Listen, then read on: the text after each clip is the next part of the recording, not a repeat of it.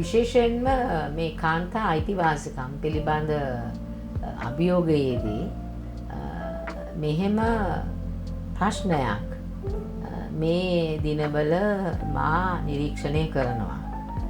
දැන් කාන්තාවන්ගේ දාරිද්‍රතාවය තුරන් කිරීම, කාන්තාවන්ගේ ආර්ථික අයිතිවාසිකම් ලබා දීම පිළිබඳව අපි යොමු විය යුතුයි.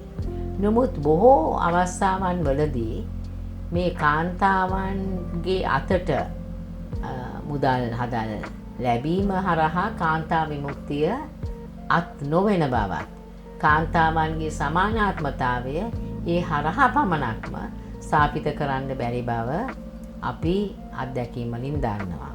පොහොසත් රැකියාවක් තියෙන, වෘත්තීමය නිපුණතා තියෙන, වෘත්තීය දස්කම් ලබා තිබෙන කාන්තාවන් පවා ගෘහස්ත ප්‍රචණ්ඩත්වය, ලිංගික හිංසනය සහ කටයුතුකම් වලට මුහුණ දෙනවා. තේවත්තේ, කුඹුරේ, එහෙම නැත්නම් අන්ත දාරිද්‍රතාවෙන් පෙළෙන ගැහණිය පවා ගෘහස්ත ප්‍රචණ්ඩත්වය, ලිංගික හිංසනය සහ විවිධ අකටයුතුකම් වලට මුහුණ දෙනවා. ඔවුන්ගේ අත්දැකීම් වෙනස් යයි අපි කිව්වත් නෛතික ප්‍රතිපාදන ලබා ගැනීමේදී, ඔවුන් නීති කටයුතු වලට යෑමේදී, පොලිසියට යෑමේදී කාන්තාවන් මුහුණ දෙන්නේ එකම අත්දැකීමකට.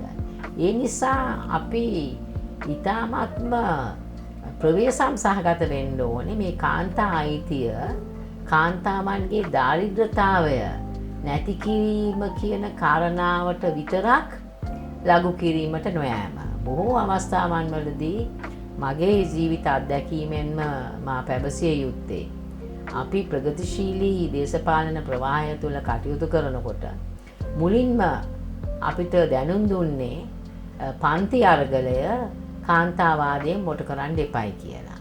එය එක්තරා ආකාරයකින් ඔය ආර්ථිකය සමග, ප්‍රශ්නය සමග බැඳී යන කාරණාවක්.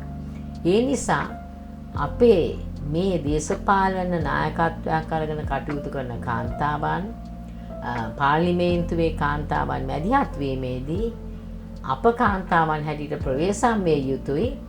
පක්ෂයක පුරුෂාධිපත්තික ආකල්ප කාන්තාවන්ගේ සමානාත්මතාවය පිළිබඳ කාරණාවට ගෙන ඒමේදී වඩා සුපරීක්ෂාකාරී විය යුතුයි කියලා.